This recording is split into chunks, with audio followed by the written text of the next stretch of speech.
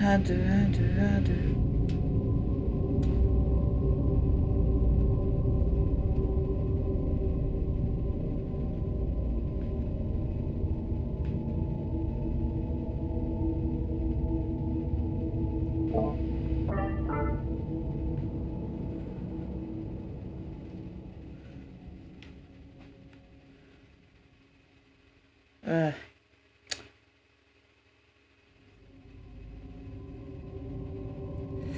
Le sang va trop dessus. Le sang va trop fort.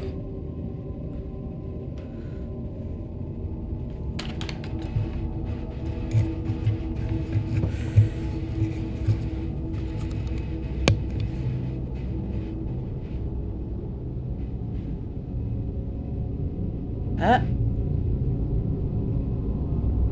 ça commence à réduire.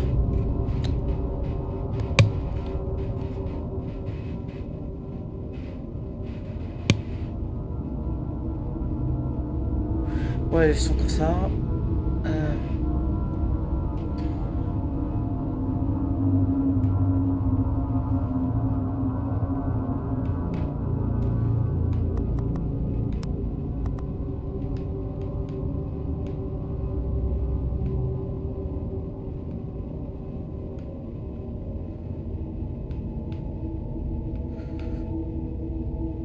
Je me demande donc dans quoi je suis embarqué.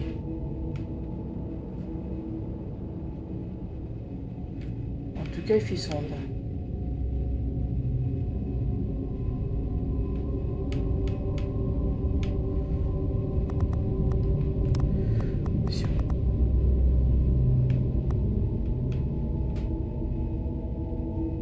Je préfère comme ça que...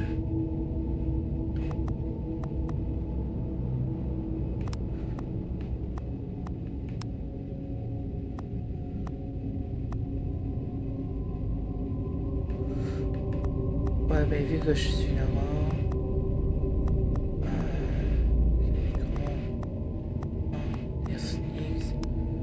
Hop.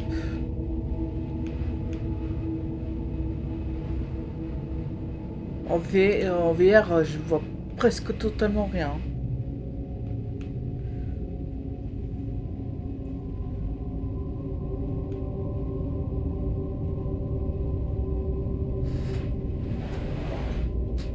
Et c'est cool. Je peux même bouger mes bras.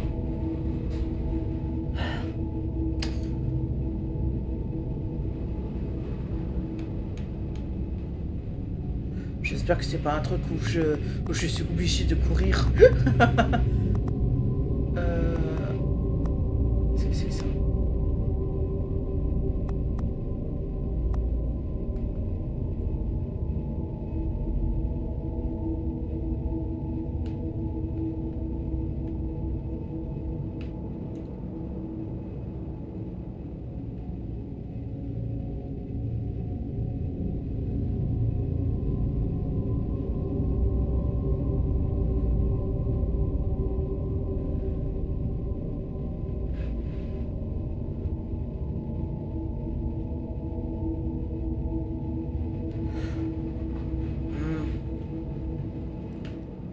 D'accord.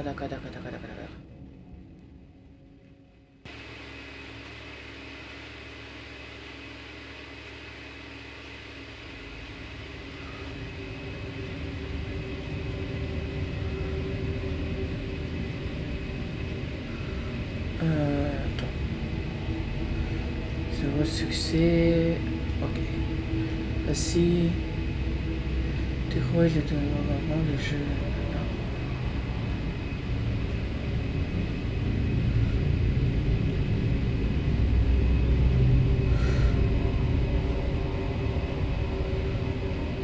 Alors.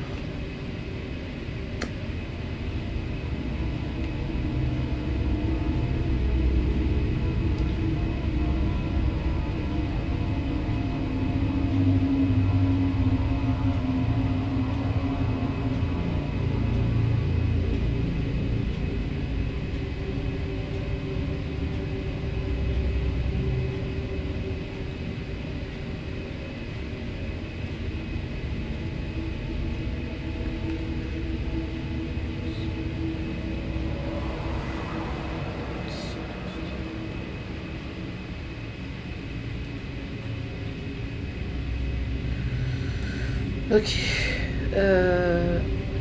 Ah oui, il faudra que je m'y livre. Attends.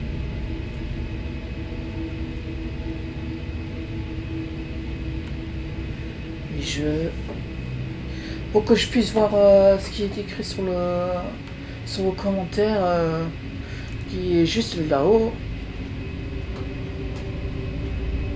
Ah bah il est lancé. Ah bah, c'est cool ça. Ça veut dire que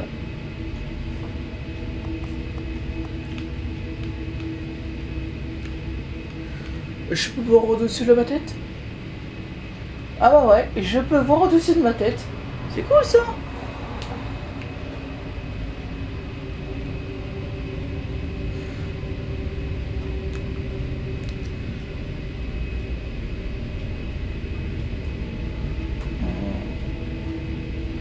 Juste fixer l'avatar d'Ingar Striking, non walking, correctly. Sorry about that. Ah, c'est pas grave. C'est pas grave. J'ai déjà le truc. J'ai déjà dans mon truc. C'est bon, je crois.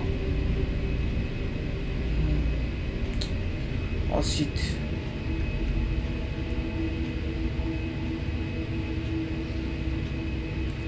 Je vais écrire un truc.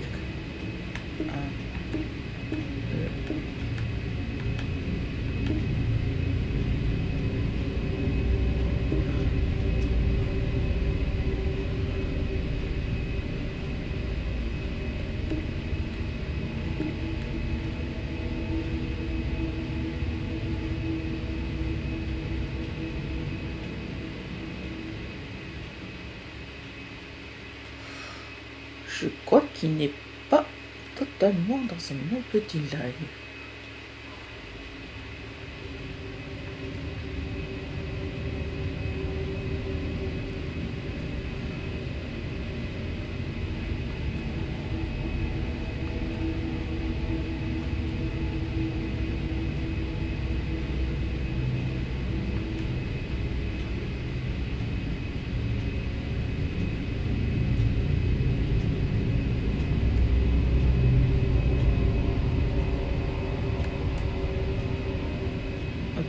Right, you know where. Bref.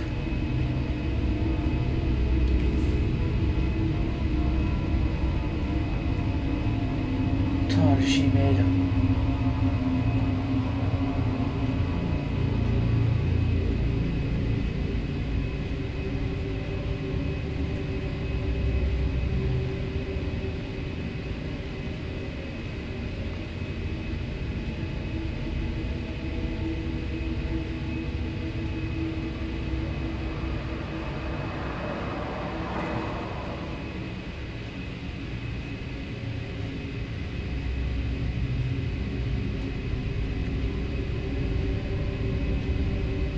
Ok. Alors. Je vois encore. Hop. C'est bon. Comme ça, je peux voir les messages. C'est cool ça. Bref.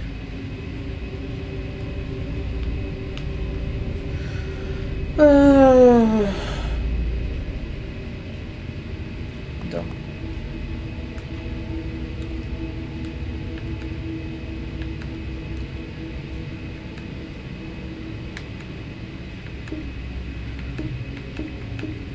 Oui.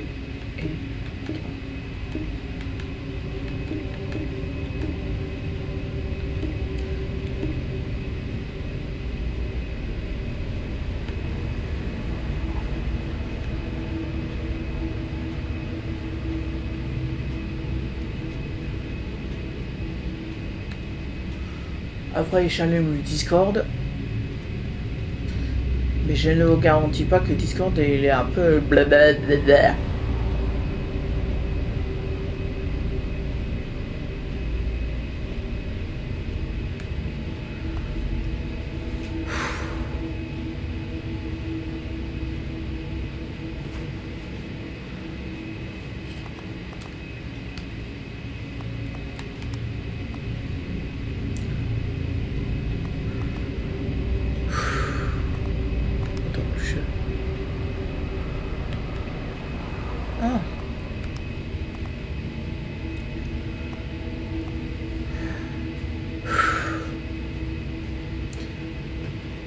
Bah, que c'est un truc d'horreur, alors...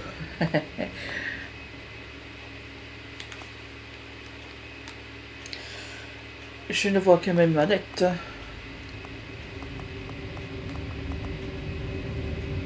Non.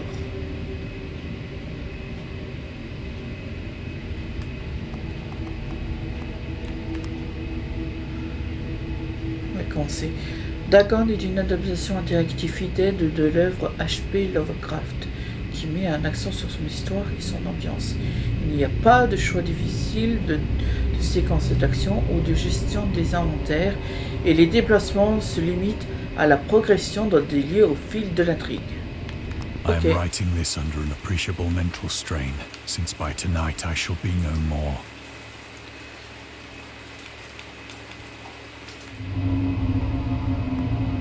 Vous rencontrerez des éléments interactifs, certains d'entre eux vous permettant de poursuivre votre voyage, d'autres révéleront des faits intéressants sur le récit de l'original, son contexte historique et son auteur. Certains éléments sont cachés afin de trouver ces secrets.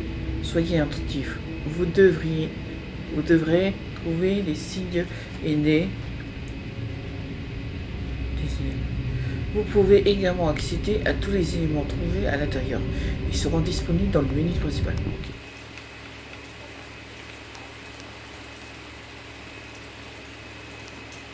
Penniless, and at the end of my supply of the drug which alone makes life endurable, I can bear the torture no longer, and shall cast myself from this garret window into the squalid street below. Ouais, moi je regarde par la fenêtre. Do not think from my slavery to morphine that I am a weakling or a degenerate. When you have read these hastily scrawled pages, you may guess, though never fully realize, why it is that I must have forgetfulness or death.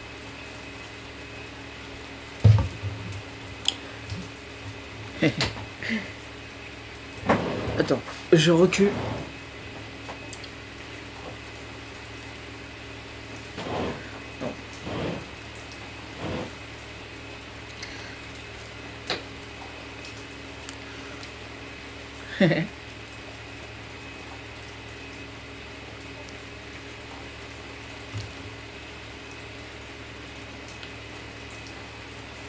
Pourquoi je suis pas ici dans ma propre chambre? En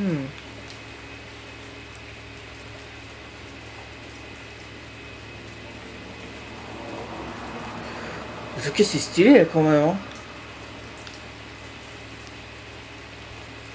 Oh. La morphine, utilisée depuis le 21e siècle. Depuis le 20e siècle, la morphine a été administrée de manière systématique pour traiter les douleurs intenses pendant la guerre civile américaine 1861-1865 et la Première Guerre mondiale 1914 et 1918.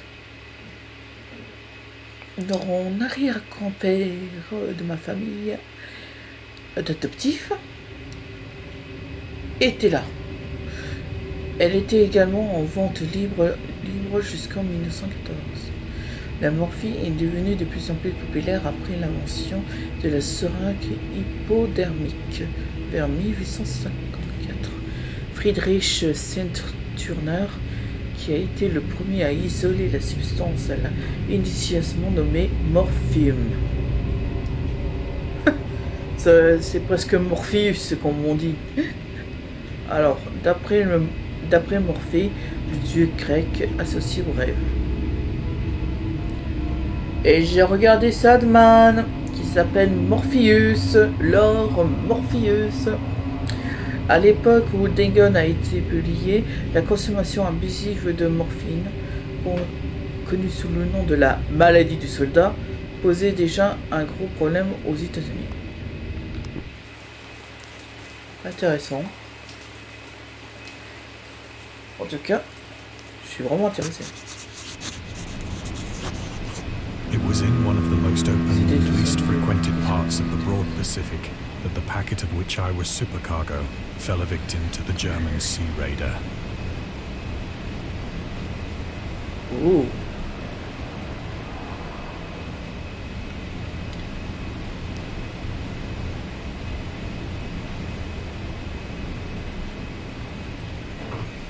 que je regarde autour de moi. Hein.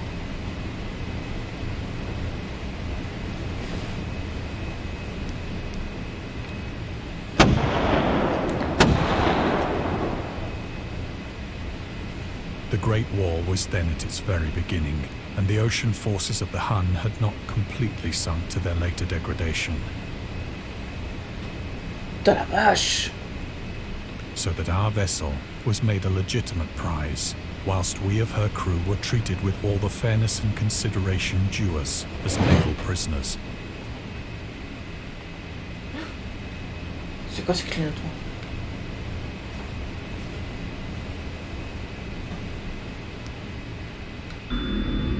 Les Huns. Les Huns étaient des nomades d'Asie centrale qui ont établi une domination en Europe et envahi l'Empire romain au 5e siècle de notre ère. Ils étaient connus pour être des guerriers brutaux et mortels, et pour être les maîtres et les attaques d'éclairs. Ils ont également développé des arcs composites puissantes, des lassos et des premières armes de siège. Pendant la Première Guerre mondiale, les Britanniques ont utilisé le mot « Hun » pour désigner les Allemands, afin de mettre l'accent sur leur brutalité. Toutefois, le terme est né lorsque l'empereur allemand Guillaume II prononça un discours devant ses troupes le 27 juillet 1900, avant leur embarquement pour la Chine. Si vous rencontrez un ennemi, vous le vaincrez. Il n'y aura pas de quartier. On ne fera pas de prisonniers. Celui-ci qui tombera entre vos mains sera perdu. De même qu'il a 1000 ans,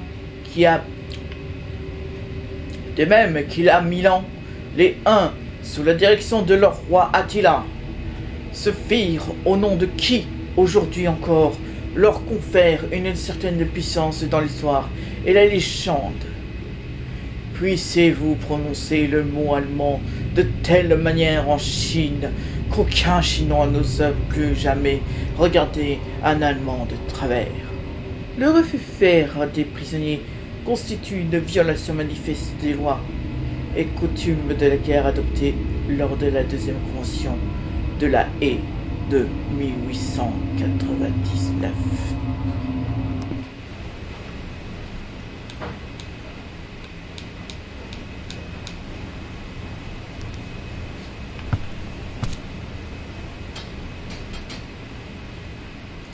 So liberal, indeed, was the discipline of our captors, that 5 days after we were taken, I managed to escape alone, in a small boat, with water and provisions for a good length of time.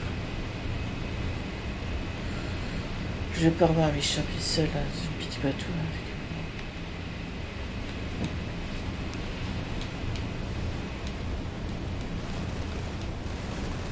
Et toi, ça va?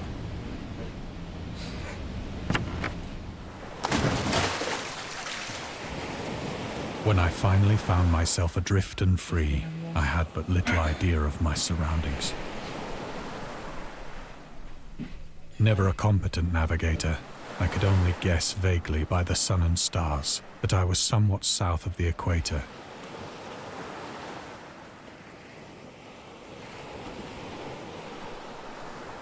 Of the longitude, I knew nothing, and no island or coastline was in sight. Ah ouais. C'est moi qui est dans lui.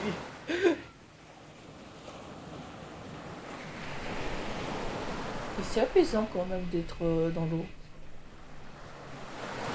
Non, d'être sur l'eau.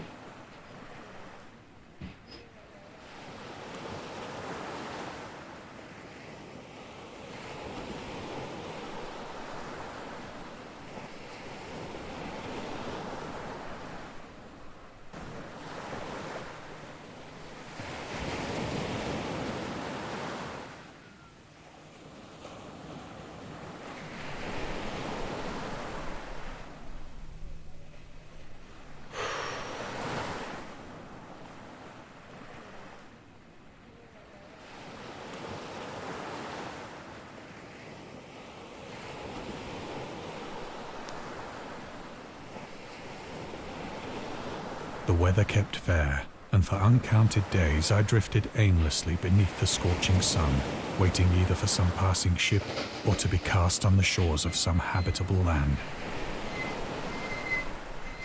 C'est vrai, il fait chaud.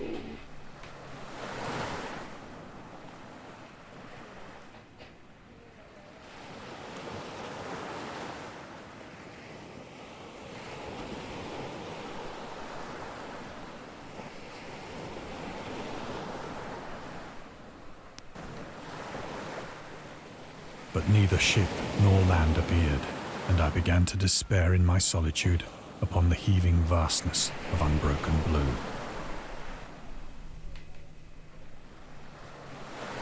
The change happened whilst I slept. Its details I shall never know. For my slumber, though troubled and dream-infested, was continuous.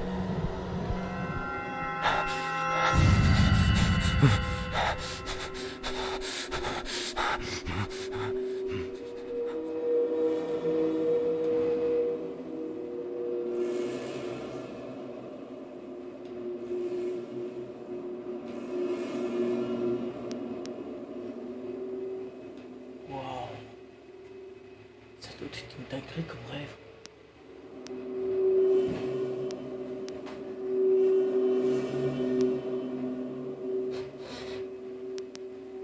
When at last I awoke, it was to discover myself half sucked into a slimy expanse of hellish black mire, which extended about me in monotonous undulations as far as I could see, and in which my boat lay grounded some distance away.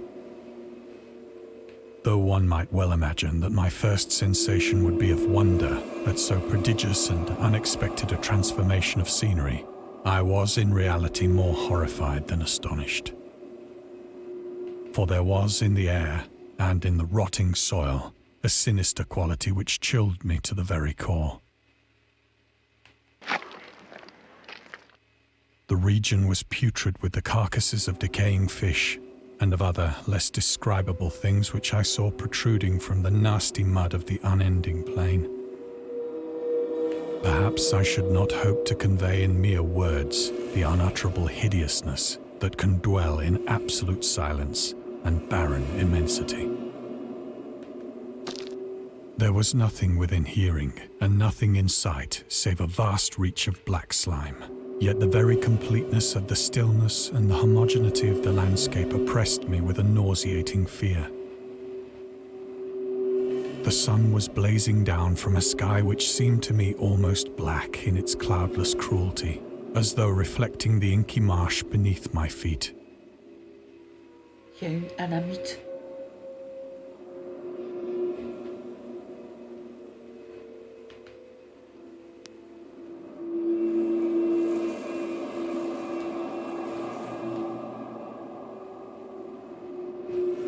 Pauvre calamar.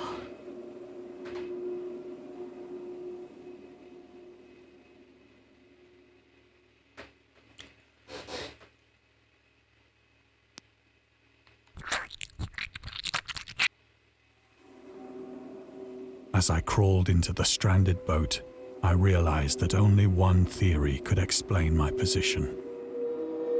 Through some unprecedented volcanic upheaval, a portion of the ocean floor must have been thrown to the surface, exposing regions for which innumerable millions of years had lain hidden under unfathomable watery depths.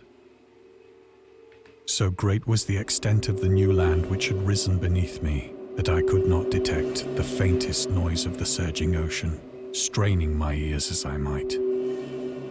Nor were there any seafowl to prey upon the dead things.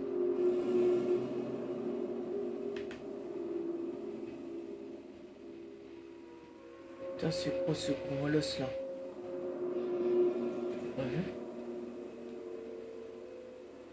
Il y a le sac. Il y a des maladies. Une boîte.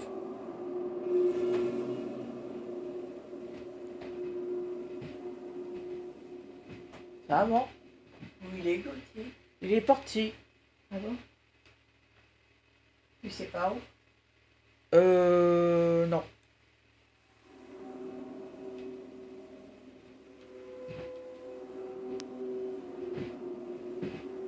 il a dit ouais, ça va. Et après, pouf, il est parti, comme ça.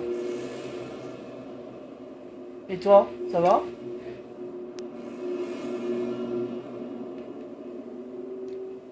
For several hours I sat thinking or brooding in the boat, which lay upon its side and afforded a slight shade as the sun moved across the heavens.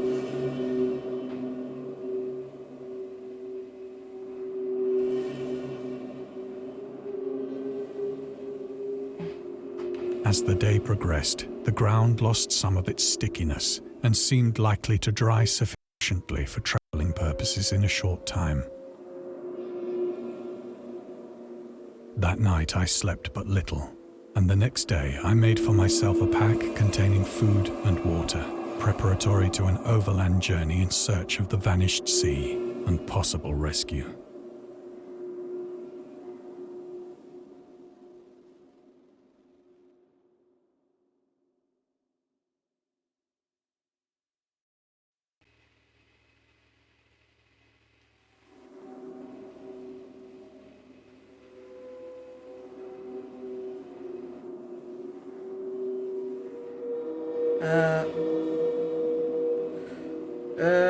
Ouais.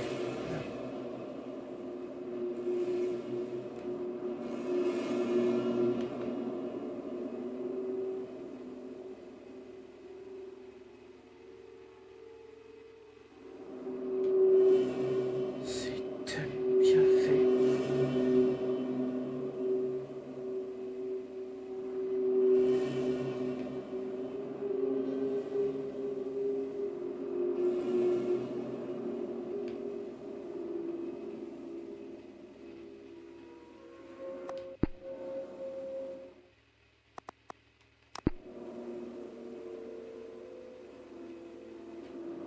C'est tellement joli.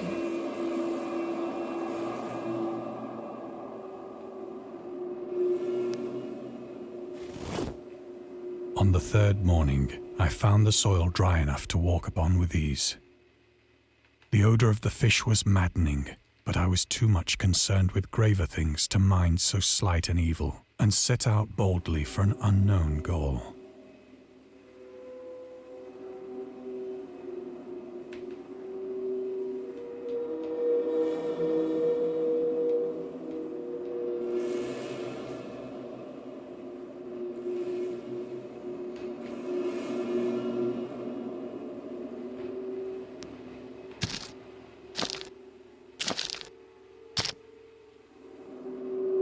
All day I forged steadily westward, guided by a faraway hummock which rose higher than any other elevation on the rolling desert.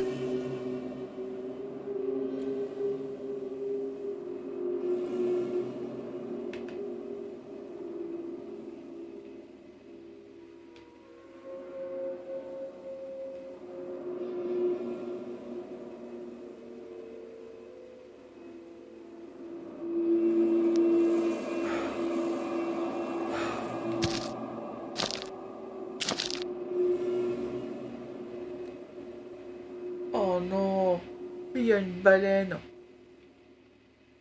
Pauvre bête.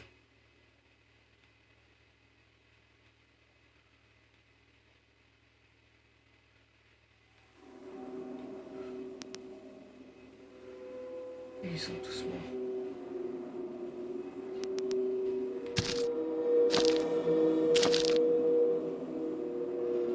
That night I encamped, and on the following day still travelled toward the hummock, though that object seemed scarcely nearer than when I had first espied it.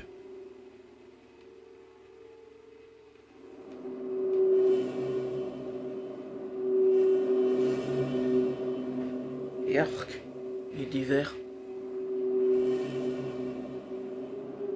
Des gros vers.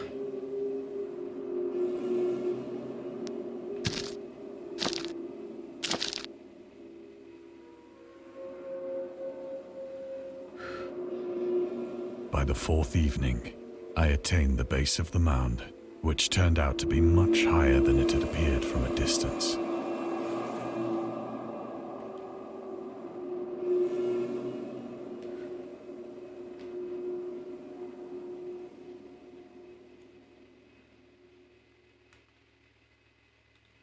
an intervening valley setting it out in sharper relief from the general surface. Too weary to ascend, I slept in the shadow of the hill.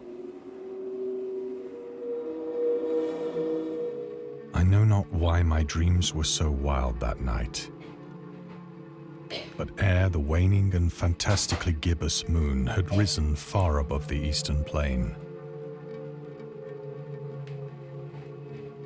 I was awake in a cold perspiration, determined to sleep no more. Such visions as I had experienced were too much for me to endure again. And in the glow of the moon I saw how unwise I had been to travel by day. Without the glare of the parching sun, my journey would have cost me less energy. Indeed, I now felt quite able to perform the ascent which had deterred me at sunset. Picking up my pack, I started for the crest of the eminence.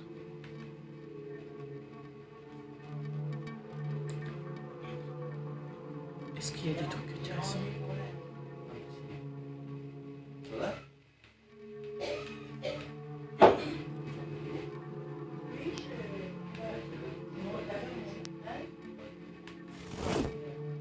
I have said that the unbroken monotony of the rolling plain was a source of vague horror to me. But I think my horror was greater when I gained the summit of the mound and looked down the other side into an immeasurable pit or canyon,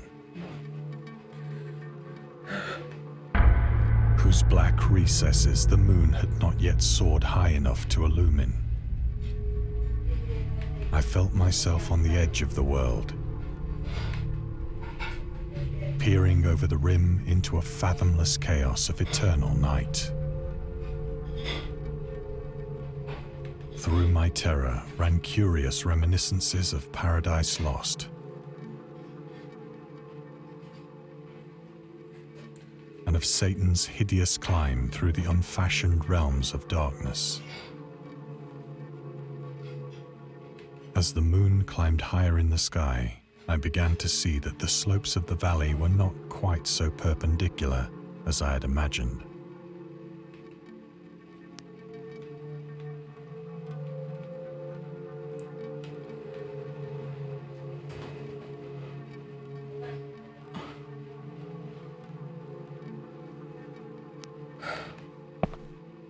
Ledges and outcroppings of rock afforded fairly easy footholds for a descent, whilst after a drop of only a few hundred feet, the declivity became very gradual.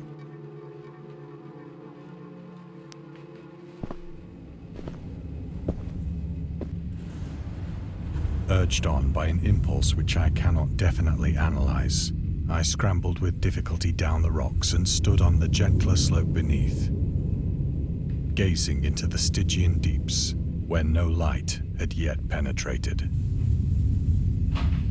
All at once, my attention was captured by a vast and singular object on the opposite slope, which rose steeply about 100 yards ahead of me. An object that gleamed whitely in the newly bestowed rays of the ascending moon.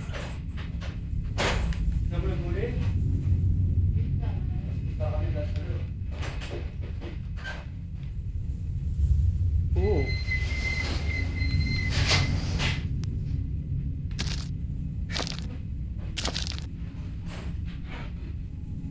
That it was merely a gigantic piece of stone, I soon assured myself. But I was conscious of a distinct impression that its contour and position were not altogether the work of nature. A closer scrutiny filled me with sensations I cannot express.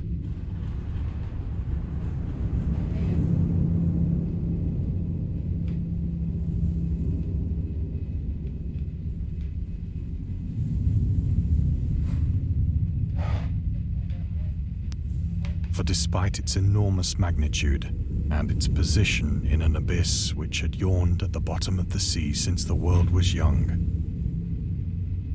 I perceived beyond a doubt that the strange object was a well-shaped monolith, whose massive bulk had known the workmanship and perhaps the worship of living and thinking creatures. Dazed and frightened, yet not without a certain thrill of the scientist's or archaeologist's delight, I examined my surroundings more closely. The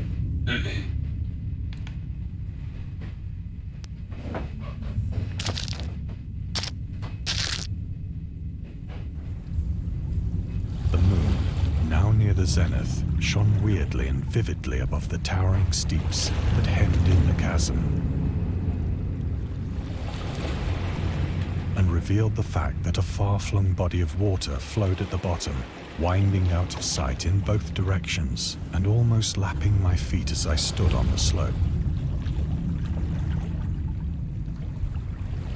Across the chasm, the wavelets washed the base of the Cyclopean monolith, on whose surface I could now trace both inscriptions and crude sculptures.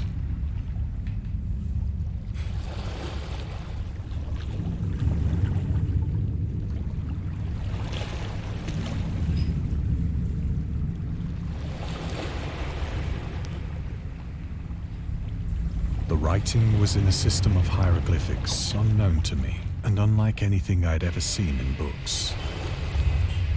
Oh non, c'est chelou. Consisting for the most part of conventionalized aquatic symbols such as fishes, eels, octopi, crustaceans, mollusks, whales, and the like. Several characters obviously represented marine things which are unknown to the modern world,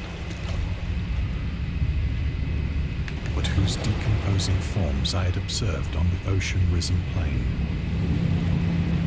It was the pictorial carving, however, that did most to hold me spellbound.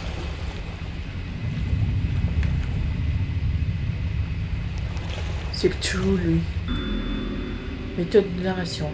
Dagon contient de nombreux thèmes et méthodes de narration que Lovecraft développera dans ses œuvres ultérieures, comme par exemple raconter l'histoire à travers des sculptures, At the Mountain of Madness, The Nameless City, des journaux et des notes du journal, des notes de personnages, A Shadow Out of Time, The Mountain of Dark, des îles émergentes de l'océan, The Call of True, ou encore des êtres et des divinités fictifs basés sur les événements réels et des mythes.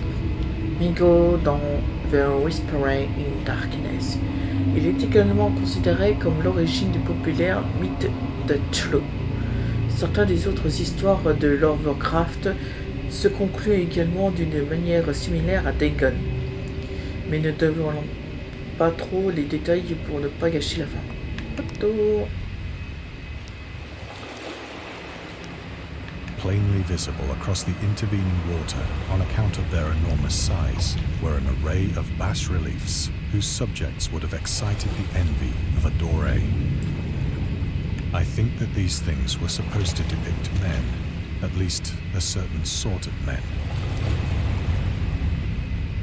Though the creatures were shown disporting like fishes in the waters of some marine grotto. Ouais, on les appelle Sion aussi. Or paying homage at some monolithic shrine which appeared to be under the waves as well.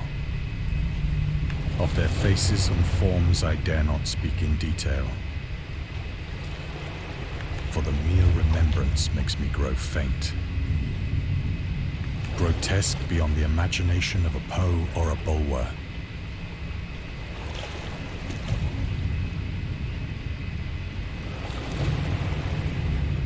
They were damnably human in general outline, despite webbed hands and feet, shockingly wide and flabby lips.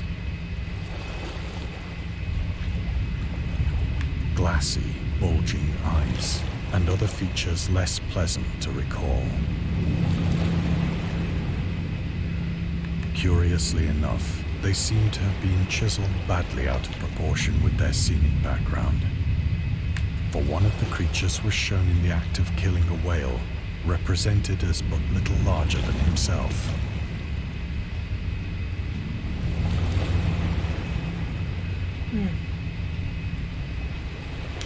I remarked, as I say, their grotesqueness and strange size. But in a moment decided that they were merely the imaginary gods of some primitive fishing or seafaring tribe.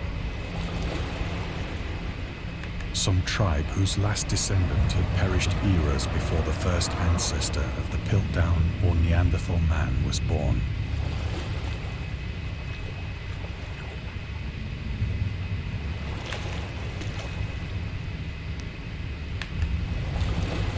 Awestruck at this unexpected glimpse into a past beyond the conception of the most daring anthropologist,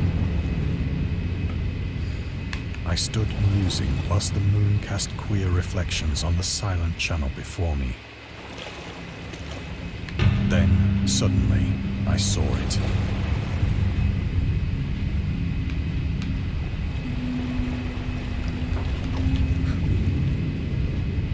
With only a slight churning to mark its rise to the surface, the thing slid into view above the dark waters.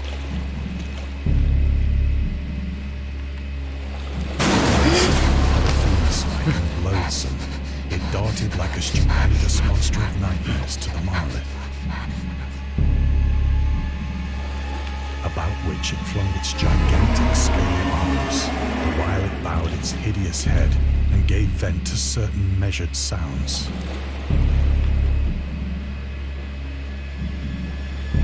I think I went mad then. Of my frantic ascent of the sloping cliff and of my delirious journey back to the stranded boat, I remember little.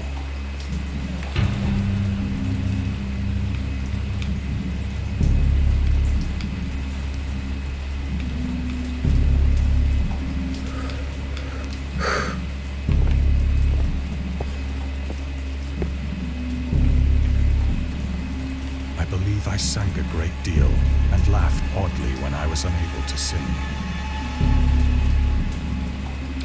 La la la la la la la. I have indistinct recollections of a great storm sometime after I reached the boat. La la la la la. At any rate, I know that I heard pearls of thunder and other tones which nature utters only in her wildest moods.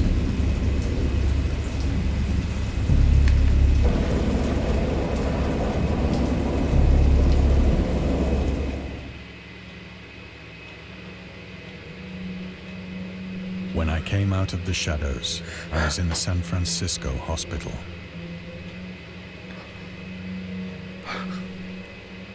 Brought thither by the captain of the American ship which had picked up my boat in mid-ocean. In my delirium, I had said much, but found that my words had been given scant attention. Of any land upheaval in the Pacific, my rescuers knew nothing. Nor did I deem it necessary to insist upon a thing which I knew they could not believe.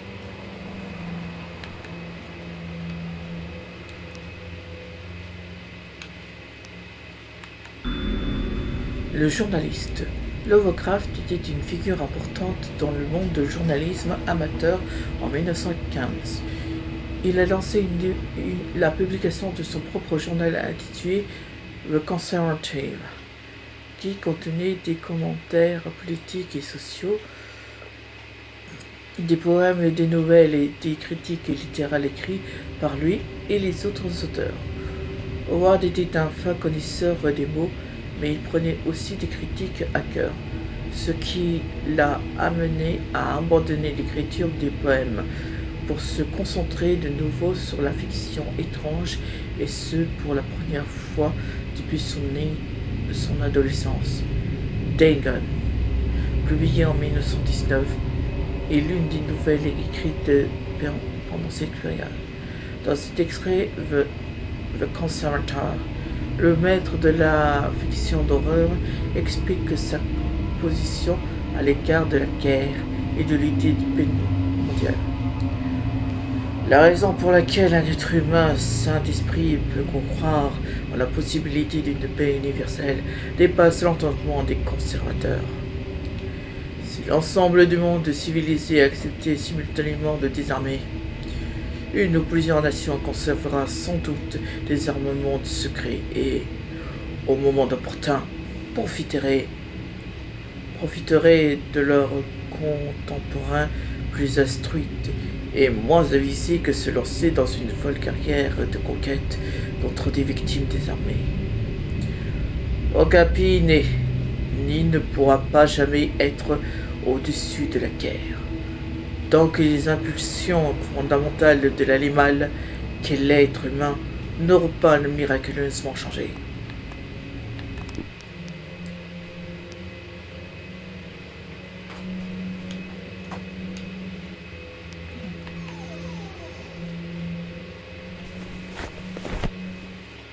Once I sought out a celebrated ethnologist and amused him with peculiar questions regarding the ancient Philistine legend of Dagon, the fish god.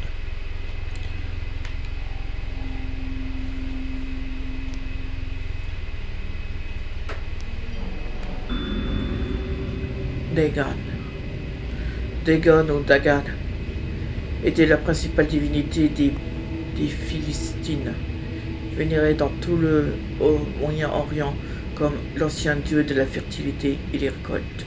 En hébreu, le mot Dagan était un nom commun pour le grain. Les souverains d'Akkad, Mésopotamie, l'ont choisi comme protecteur de leur conquête guerrière. Il apparaît également comme le juge des morts dans un poème assyrien et comme un gardien de prison du monde souterrain dans l'un des textes de babyloniens.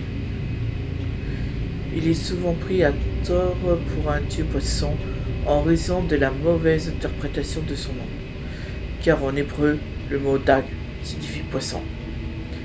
Dans les œuvres de H.P Lovercraft, Dagon est une divinité sous-marine qui règne sur les Deep One, une race humanoïde aux traits de poisson qui réside dans les océans. Il est vénéré par un culte secret appelé l'autre Éséustérie de Dagon. Et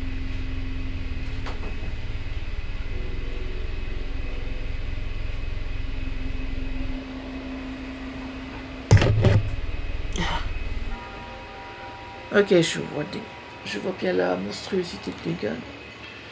Est-ce qu'il y a d'autres... Est-ce qu'il n'y aura pas d'autres? Non.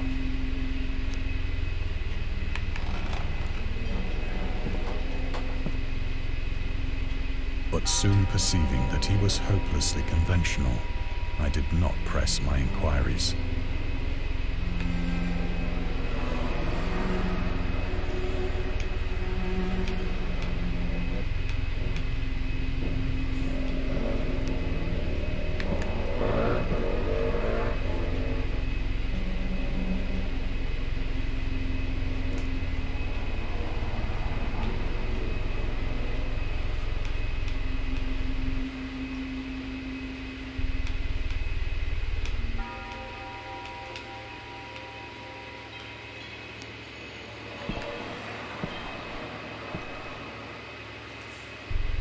Ah oui, il marche comme... It is at night, especially when the moon is gibbous and waning, that I see the thing. I tried morphine,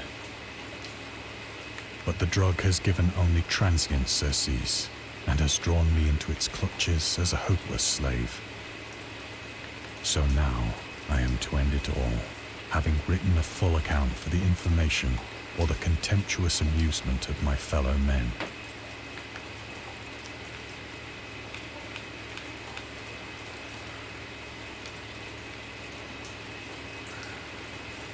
Oh, je peux interagir avec les... Oh, j'avais pas remarqué.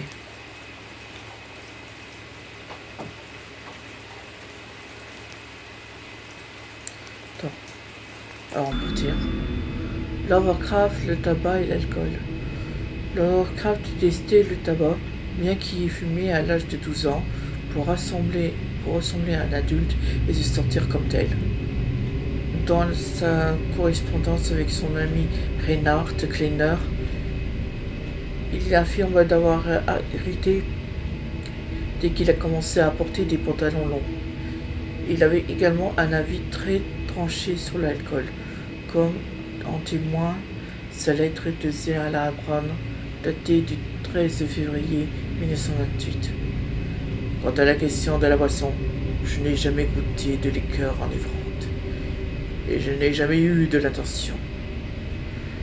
J'ai une forte dégoût d'esthétique pour tout ce qui émousse ou dégrade de délicat.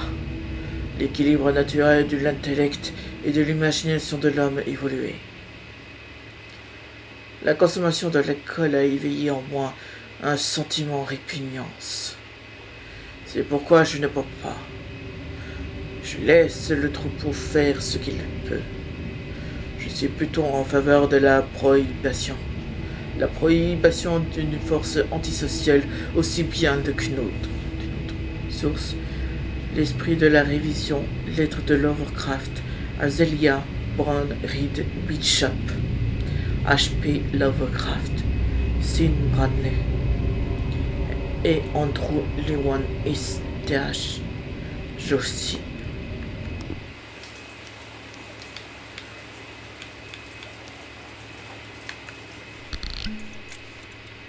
Often, I ask myself if it could not all have been a pure phantasm. A mere freak of fever as I lay sun-stricken and raving in the open boat after my escape from the German man-of-war. This I ask myself, but ever does there come before me a hideously vivid vision in reply. I cannot think of the deep sea without shuddering at the nameless things that may at this very moment be crawling and floundering on its slimy bed, worshipping their ancient stone idols and carving their own detestable likenesses on submarine obelisks of water-soaked granite. I dream of a day when they may rise above the billows to drag down into their reeking talons the remnants of puny, war-exhausted mankind. Of a day when the land shall sink and the dark ocean shall ascend amidst universal pandemonium.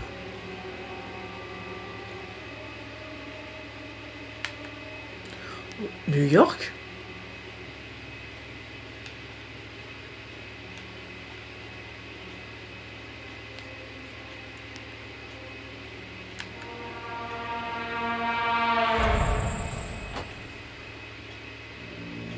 The end is near.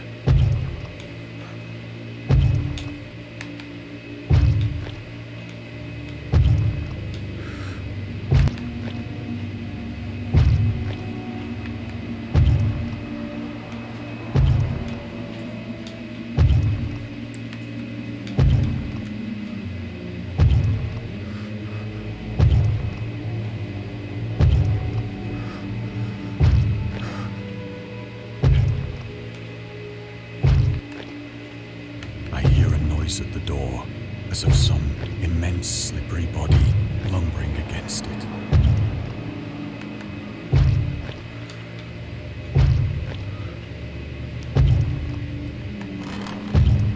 It shall not find me.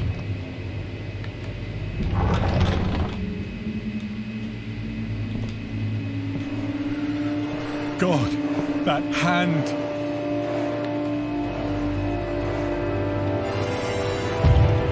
The window! The window!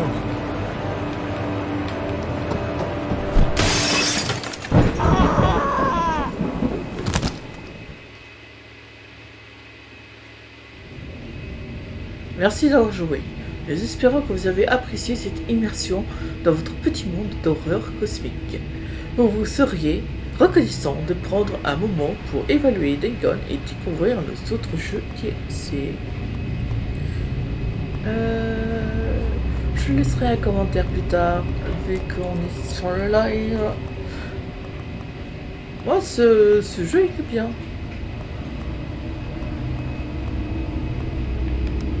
J'ai bien aimé. Alors.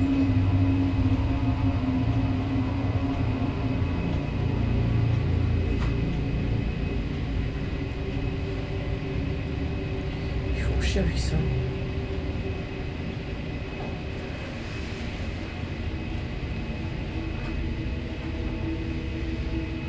Ah, 3 € pour ça. Ouais. En tout cas, c'est une petite immersion dans ce jeu avec DAGON. C'était tout à fait intéressant. Je verrai ça dans une prochaine vidéo à propos de DAGON, si j'avais les deux là. Sinon, à la semaine prochaine.